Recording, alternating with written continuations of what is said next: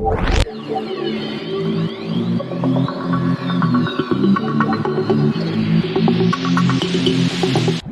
लड़की कागज के फूल बेच रही थी, लेकिन वो फूल कोई भी नहीं खरीद रहा था। तब एक अच्छी विच वहाँ पर आकर उसके फ्लावर्स पर मैजिक करके उन्हें खूबसूरत और अच्छी फ्रेग्रेंस वाला बना देती है। अब ये विच आखिर कौन थी और उसने ऐसा कैसे किया? अब इसी के साथ हम देखते हैं एक विच को जो जंगल में अकेली रहा करती थी और उसका नाम द लिटिल विच था। और यहीं पर हम देखते हैं कि वो मैजिक करने की प्रैक्टिस करती रहती थी, लेकिन उसका कोई भी जादू सक्सेसफुल नहीं हो पाता था। उसके साथ जंगल में एक मेंबर और भी रहता है जो कि लिटिल विच का फ्रेंड था, और वो एक क्रो था जो कि लिटिल विच को अच्छी अच्छी बातें सिखाया करता था। अब लिटिल विच अपने फ्रेंड यानी उस क्रो को कहती है कि मुझे भी उस एनुअल पार्टी में जाना है जहाँ पर रात में सारी विचेस डांस किया करती थी और वहाँ पर वो काफी इंजॉय भी करती है। तब वो क्रो से बताता है कि तुम उस पार्टी में नहीं जा सकती क्योंकि वहाँ पर सिर्फ इनविटेशन वाली विचेस ही जा सकती है और तुम तो वहाँ पर इनवाइटेड भी नहीं हो और साथ साथ तुम बहुत छोटी भी हो। तब लिटिल विच कहती है कि मैं छोटी कैसे हो सकती हूँ क्योंकि मेरी उम्र 127 साल है। अब यहीं पर हमें दो बच्चे दिखाए जाते हैं जो कि सिबलिंग्स थे। उनमें जो लड़का होता है यानी जो भाई होता है उसका नाम थॉमस होता है। यहाँ पर थॉमस अपनी बहन से पूछता है क्या तुमने कभी कोई विच देखी है? और इन बच्चों को ये बात भी पता होती है कि साल में एक बार सारी विचेस डांस करने के लिए इकट्ठा होती है। रात के टाइम लिटिल विच अपने घर में चुपके चुपके से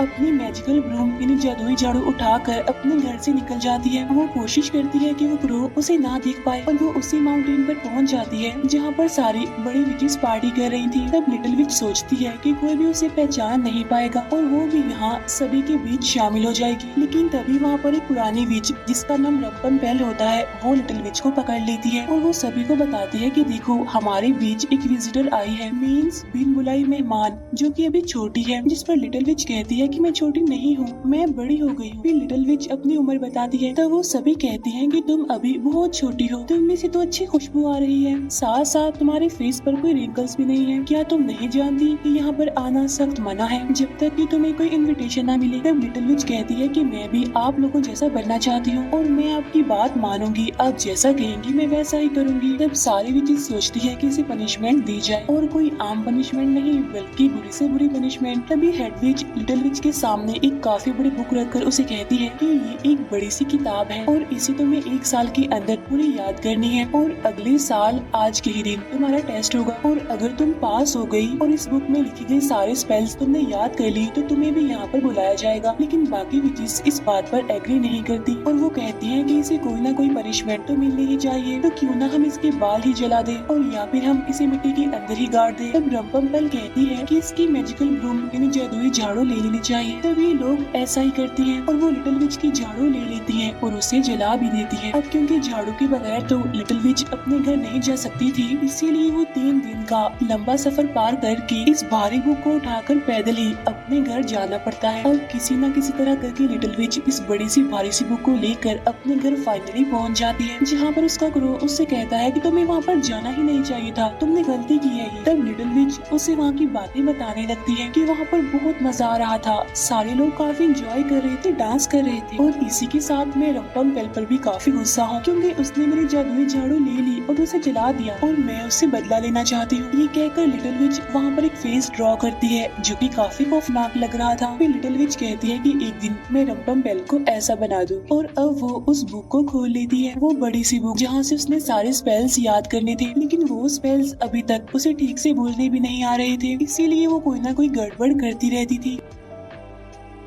फिर एक दिन वो जंगल में देखती है कि कुछ औरतें छोटी लकड़ियां जमा कर रही हैं और वहाँ हवा ना चलने की वजह से वो औरतें काफी परेशान भी थी। तब ये देखकर लिटिल विच अपना मैजिक करती है जिससे वहाँ पर काफी तेज हवा चलने लगती है, जिससे होता ये है कि छोटी लकड़ियाँ वहाँ पर आकर गिरने लगती हैं और एक जगह पर इकट्ठा हो जाती हैं। लेकिन तभी वहाँ पर जर्नल पहुँच जाता है जो उन औरतों को कहता है कि तुम ये लकड़ियाँ कहीं पर भी नहीं ले जा सकती। तब लिटिल विच उस पर भी मैजिक कर देती है जिससे वो जर्नल अब कह देता है कि तुम ये सारी लकड़ियाँ ले जा सकती हूँ। तब लिटिल विच उस जर्नल को कहती है कि तुम मुझे मेरे घर पर छोड़ दो। अब उस जर्नल के ऊपर इतना मैजिक हो चुका था कि वो लकड़ियों को भी अपने पीछे उठा लेता है और साथ साथ विच को भी। जब लिटिल विच घर आती है तो वो क्रो से कहता है कि तुम्हें ऐसा करना नहीं चाहिए था, तुमने उन औरतों की हेल्प की तो ये तो अच्छी बात है, लेकिन इसका मतलब ये नहीं कि तुम उस जर्नल से बदला भी लेती। अब क्योंकि लिटिल विच के पास उसकी जादुई झाड़ू नहीं थी, इसीलिए वो मार्केट में जाती है नई झाड़ू खरीदने के लिए। जहाँ वो बाजार जाकर बहुत सारी चीजों को नोटिस करती है, वहीं पर उसे ब्रूम की एक शॉप मिल जाती है। वहाँ वो देखती है कि छोटी बच्ची यानी थॉमस की बहन खड़ी हुई है, जिसकी मदर के पास कैंडीज दिलवाने के पैसे नहीं थे। इसीलिए पहले लिटिल विच अपने लिए ब्रूम पसंद करती है और साथ साथ वो कुछ कैंडीज भी खरीद लेती है। और जब थॉमस की सिस्टर अपनी पॉकेट चेक करती है तो उसमें से कैंडी निकलती है और ये देखकर उसे समझ नहीं आती कि आखिर उसके पास ये कैंडी कहाँ से और कैसे आई। वहीं पर लिटिल विच एक लड़की को देखती है जो कि कागज के फूल बेच रही थी। वो लड़की उसे बताती है कि ये फूल कोई भी नहीं खरीद रहा है और तभी लिटिल विच उन फ्लावर्स पर मैजिक करके उन्हें खूबसूरत और अच्छी फ्रेग्रेंस वाला बना देती है, जिससे उस फ्लावर्स वाली लड़की के सारे फूल बिक जाते हैं। और ये देखकर लिटिल विच बहुत खुश होती है और अब यहाँ पर उसके पास अपनी झाड़ू भी आ चुकी थी, इसीलिए वो उस ब्रूम का यूज करके उड़ के अपने घर जाती है। उधर थॉमस और उसकी सिस्टर अपना रास्ता भूल गए थे जंगल में और इसीलिए वो लिटिल विच के घर भी पहुँच जाते हैं। तब वो दोनों बच्चे उसे पहचान कर कहते हैं कि ये तो मार्केट वाली लड़की है। तब लिटिल विच खाने के लिए उन्हें बहुत अच्छी अच्छी चीजें देती है और तब थॉमस की सिस्टर उससे यहाँ पर पूछ लेती है कि क्या तुम विच हो, यानी क्या तुम चुड़ैल हो। तब थॉमस अपनी बहन को कहता है कि तुम्हें उससे ऐसी बात नहीं पूछनी चाहिए थी और तब लिटिल विच यहाँ पर उन्हें अपना मैजिक करके दिखाना शुरू कर देती है। तब वो बच्चे उसका मैजिक देखकर बहुत खुश हो जाते हैं और बाद में वो लिटिल विच से अलग अलग चीजें करने के लिए कहते हैं। तब लिटिल विच वो सारी चीजें उन बच्चों को करके दिखाती है और साथ साथ वो अपने घर की हर एक चीज से गाना बजाना भी शुरू कर देती है। और ठीक उसी टाइम उनके दरवाजे पर कोई आ जाता है और जब लिटिल विच बाहर आकर चेक करती है तो उसे वहाँ पर रंपम्पेल मिलती है। तो वो लिटिल विच को कहती है कि मैं यहाँ से गुजर रही थी तो मैंने सोचा कि क्यों ना मैं तुमसे मिलती चलूं और बताओ तुम्हारी पढ़ाई कैसी जा रही है, यानी उस बुक की पढ़ाई। तब लिटिल विच उससे कहती है कि आज मैंने कुछ भी नहीं किया क्योंकि मैं तो सफाई कर रही थी। यहाँ पर रंपम्पेल को पता चल गया था कि अभी अभी लिटिल विच ने मैजिक किया है, इसीलिए वो लिटिल विच को कहती है कि तुम्हें पता है ना कि आज फ्राइडे है और फ्राइडे को मैजिक नहीं कर सकते। वहाँ पर रखी हुई बास्केट देखकर रंपम्पेल उससे पूछती है क्या तुम्हारे घर बाहर आकर चेक करती है तो उसे वहाँ पर रंपम्पेल मिलती है। तो वो लिटिल विच को कहती है कि मैं यहाँ से गुजर रही थी तो मेरे बच्चे होते हैं यानी वो सिबलिंग्स वो चीखने लगते हैं तो उनकी वजह से यहाँ पर लिटिल विच को भी चीखना पड़ता है। तब रंपम्पेल को शक हो जाता है कि घर के अंदर कोई ना कोई तो जरूर है और वो ये सारी चीजें अपनी बुक के अंदर नोट भी कर लेती है। अब लिटिल विच इन बच्चों को वापस इनके घर भेजती है, लेकिन रंपम्पेल उन बच्चों को पकड़ लेती है और यहाँ पर उसे पता चल जाता है कि ये वही बच्चे हैं जो लिटिल विच के घर पर छुपे हुए थे। उधर क्रो लिटिल विच को समझा रहा होता है कि जब तुम्हें पता था कि फ्राइडे को मैजिक नहीं करते तो फिर तुमने मैजिक क्यों किया। तब लिटिल विच कहती है कि मैं तो उन बच्चों को बस खुश करना चाहती थी। अब लिटिल विच यहाँ पर उस बुक को पूरे साल बहुत अच्छे से पढ़ती है ताकि वो सारे मैजिक स्पेल्स याद कर सके और वो हर टाइम कोशिश करती भी रहती थी कि वो इन स्पेल्स को ठीक से बोल सके। अब इसके बाद यहाँ पर विंटर सीजन आ गया था जहाँ क्रो को सर्दी लगने की वजह से वो बाहर जाने से मना कर देता है। तब यहाँ पर लिटिल विच कहती है कि मैं जरा ताजी हवा में फ्रेश होकर आती हूँ। अब लिटिल विच जब मार्केट में पहुँचती है तो वहाँ पर देखती है कि कुछ बच्चे खेल रहे हैं, लेकिन दो शरारती बच्चे वहाँ पर आकर उन्हें परेशान कर रहे हैं। इसीलिए लिटिल विच अब वहाँ पर आकर मैजिक करती है उन दोनों शरारती बच्चों को सबक सिखाने के लिए। इसीलिए वो दोनों बच्चे वहीं पर बर्फ में फंस जाते हैं। तब बाकी सभी बच्चे ये देखकर खुश हो रहे थे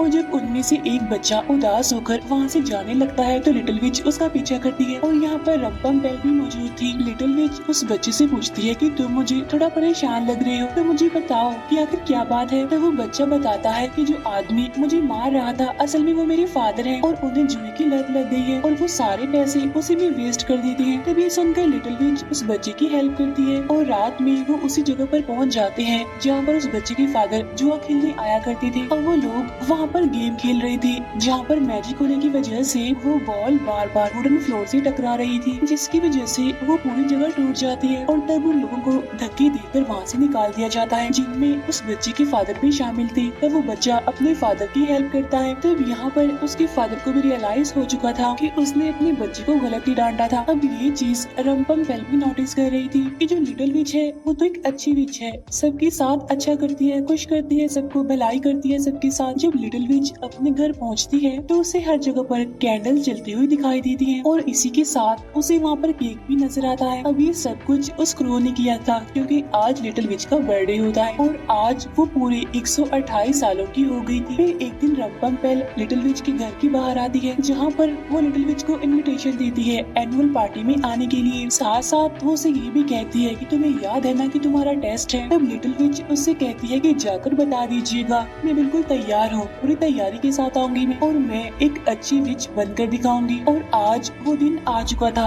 जिस दिन लिटिल विच का टेस्ट होने वाला था और वो एक ऐसी केव में जाती है जहाँ पर कोई भी नहीं था और तभी वो आवाज लगाती है कि मैं पहुँच गई हूँ। और तभी यहाँ पर बाकी सारी बड़ी विचेस भी आ जाती है और उससे कहती है क्या तुम तैयार हो। इसके बाद वो लिटिल विच को अलग अलग मैजिक करने के लिए कहती है जहाँ पर उसे सारे मैजिक याद थे। बगैर बुक की हेल्प लिए उसने सारे मैजिक करके दिखाए जिससे सारी की सारी विचेस काफी खुश हो जाती हैं। और तभी रंपम्पेल कहती है कि मैंने पूरे साल इस लड़की पर नजर रखी है, ये तो एक अच्छी विच है, लोगों के साथ भलाई करती है, लोगों की हेल्प करती है और इसकी उम्र भी अभी ज्यादा नहीं हुई है और ना ही फेस पर रिंकल्स आए हैं। तब यहाँ पर हेड विच लिटिल विच को कहती है कि ये तो तुमने बहुत बड़ी गलती की है क्योंकि तुम लोगों की हेल्प नहीं कर सकती हो, क्योंकि जो लोगों की हेल्प करती है वो बुरी विच होती है। तब लिटिल विच अपनी सफाई में कहती है कि अगर मैंने लोगों की हेल्प कर दी तो इसमें बुराई क्या। और ये बात मुझे आज से पहले बताई भी नहीं गई थी कि भलाई करना विचेस के लिए मना होता है। अब इसी वजह से लिटिल विच की सारी मैजिकल पावर्स खत्म होने वाली थी। तो तभी रंपम्पेल कहती है कि अगर तुम बचना चाहती हो तो तुम्हारे पास सिर्फ एक ही ऑप्शन है कि वो जो दोनों बच्चे हैं इन्हीं थॉमस और उसकी सिस्टर, उन्हें तुम्हें पत्थर का बनाना होगा और तभी तुम जाकर हम में से एक बन सकती हो। तब लिटिल विच ऐसा करने के लिए मना कर देती है और वो बड़े गुस्से में अपने घर आ जाती है जहाँ पर वो अपने फ्रेंड इन्हीं क्रो को भी बुरा भला कह देती है और ये भी कह देती है कि अगर तुम यहाँ पर ना होती तो अच्छा होता क्योंकि तुमने ही मुझे अच्छा बनना सिखाया था। ये कहकर वो उस क्रो को अपने घर से बाहर निकाल देती है।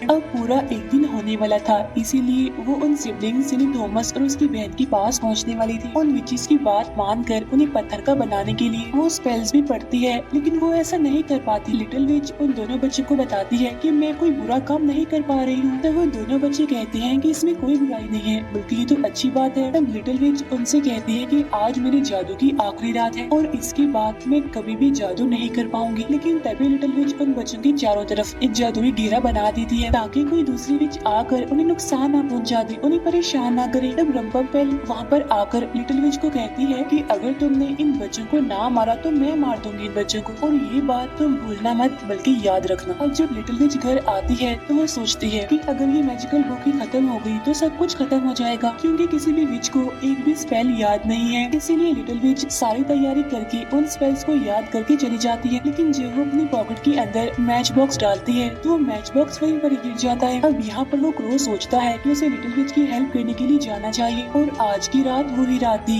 जिस रात सभी विचेस मिलकर डांस करती थी। अब लिटिल विच वहाँ पर आकर जादू करने लगती है। वो सभी की ब्लूम एक साथ बोन फायर में डाल देती है और इसी के साथ वो सारी मैजिकल बुक्स को भी बुला लेती है और उन्हें भी वो बोन फायर में डाल देती है। लेकिन उसके पास मैच बॉक्स नहीं था और एक मिनट के लिए वो भी स्पेल्स बोलने लगती है और इसी वजह से सारी विचेस उस पर भारी पड़ने लगती है। लेकिन तभी यहाँ पर लिटिल विच हेड विच को एक फ्रॉक में बदल देती है। अब यहाँ पर वो सारी विचेस हंस तो रही थी लेकिन रंपम्पेल वहाँ से गायब हो जाती है। अब यहाँ पर वो क्रो भी पहुँच चुका था लिटिल विच की हेल्प करने के लिए वो मैच बॉक्स लेकर। अब लिटिल विच अपना मैजिक करके वहाँ की सारी विचेस को फ्रॉक में बदल देती है। उसे अपनी गलती का एहसास होता है और वो अपने क्रो को गले से लगाती है और अब जैसे ही वो बड़े से बोन फायर को आग लगाने ही वाली थी कि तभी उसे रंपम्पेल मिल जाती है जिसे लिटिल विच हमेशा से ही एक अलग जानवर बनाना चाहती थी। और फाइनली लिटिल विच उस पर अपना मैजिक करके उसे खौफनाक से जानवर में बदल देती है। इसके बाद लिटिल विच उस बोन फायर में आग लगा देती है जिससे सभी की मैजिकल ब्लूम्स और वो बुक्स भी जल जाती है और वो सारी विचेस जो कि फ्रॉग बन गई थी वहाँ से दूर भाग गई थी। अब लिटिल विच और उसका फ्रेंड क्रो वहाँ पर अकेले ही थे जो कि अकेले ही